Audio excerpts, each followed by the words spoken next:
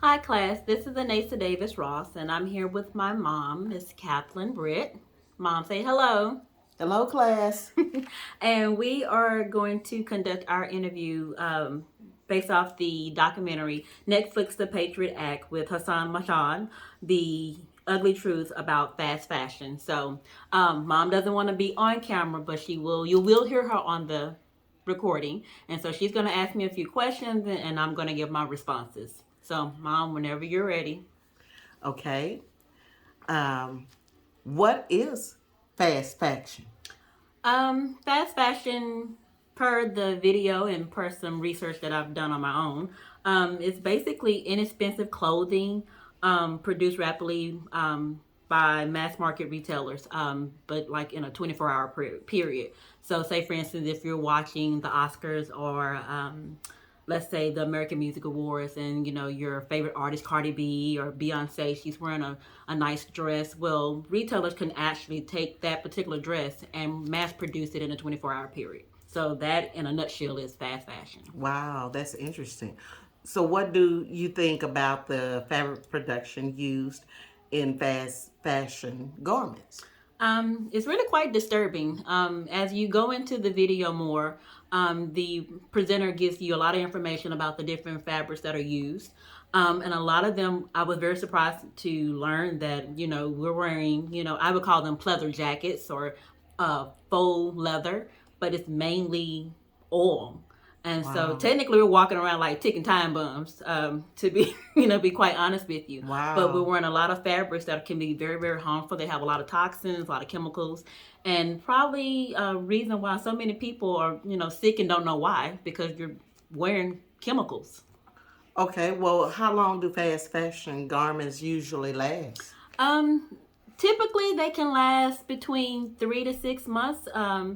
And that's because, retailers are actually producing these garments so quickly that you think, and when you see it, you're like, oh, I need that shirt, I need those pants. And so, people, especially like myself, I am, guilty of this. I will see something, in January, buy two or three of it, and then see something else in March, and then I'm buying something new. So we're buying so quickly that it's not giving us enough time and enough chances to wear the garments that we already have.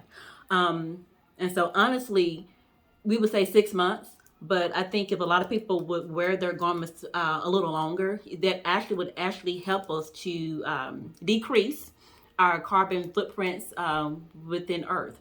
Right now, everybody's talking about climate change and what we need to do. That would really be helpful if we actually wore our garments that we bought much longer. Okay, so what stores are considered fast fashion? Your typical Fashion Nova.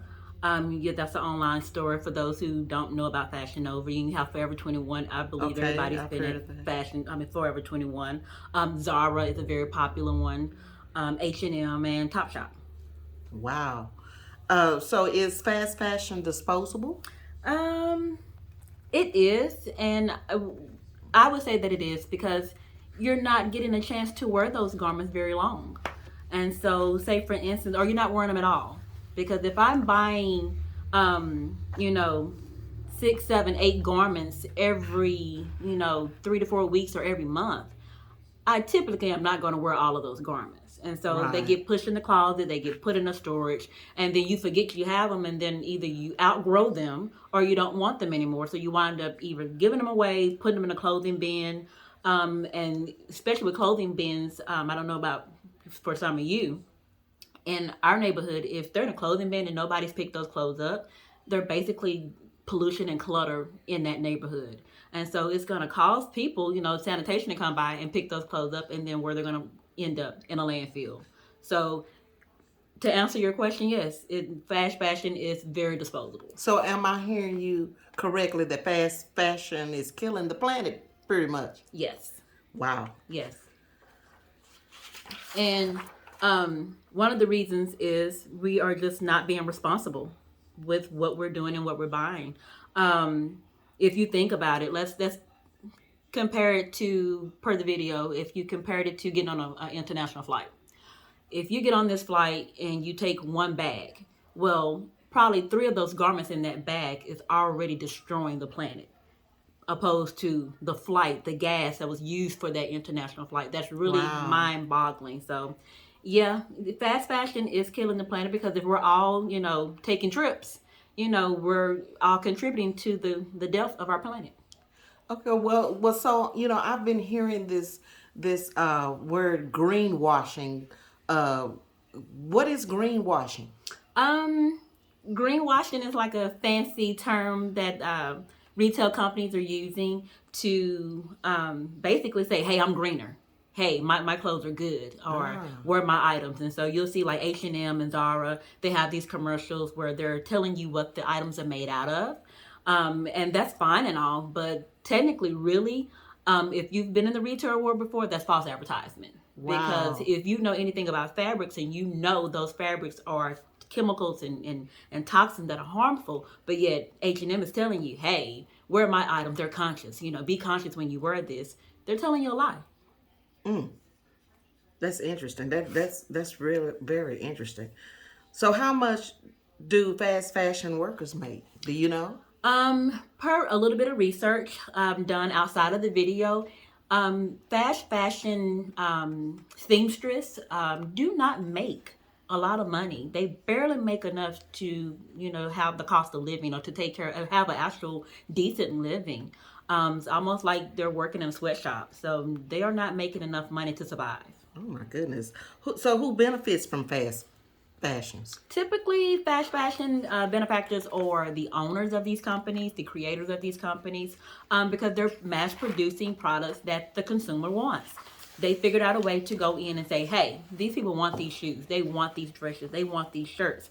And so we can make it quicker and we can use cheaper products and set it at a decent price and they're going to buy it. And so the main benefactor of fast fashion are the owners. Say for instance, Zara's owner, Ortega, Mr. Ortega.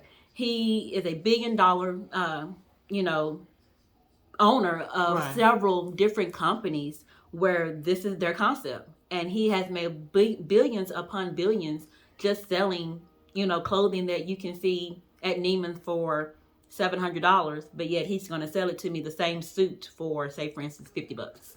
Okay, so what are the alternatives to fast fashions? What would that, you know, what would be an Alternative, really alternative? cool alternative. I have always liked myself is thrift shopping. I love going to consignment stores. You can actually, with a lot of them, you can sell your items, and they really like it when you still have the tags on them. But consignment shops, if you go to thrift stores, like I said, you can find vintage shops that take your items, gently used items. And just any kind of resale shop, whether it's online or a brick and mortar, you can utilize those because you rather do that if you need to make a little extra money, that's cool. But even if you don't, I love, especially it's and during the holidays, is taking clothing, gather them up. You can do the Salvation Army, you can actually do the Goodwill, and I would say take them down yourself. Don't let them come pick them up. Take them yourself because that way they're actually going to the stores and going to be taken care of and be given to someone who can actually reuse them. Um, God, this has really been some interesting facts I've learned today. Yeah. And I think that it was really interesting for me, very enlightening for me, for especially someone who loves to shop.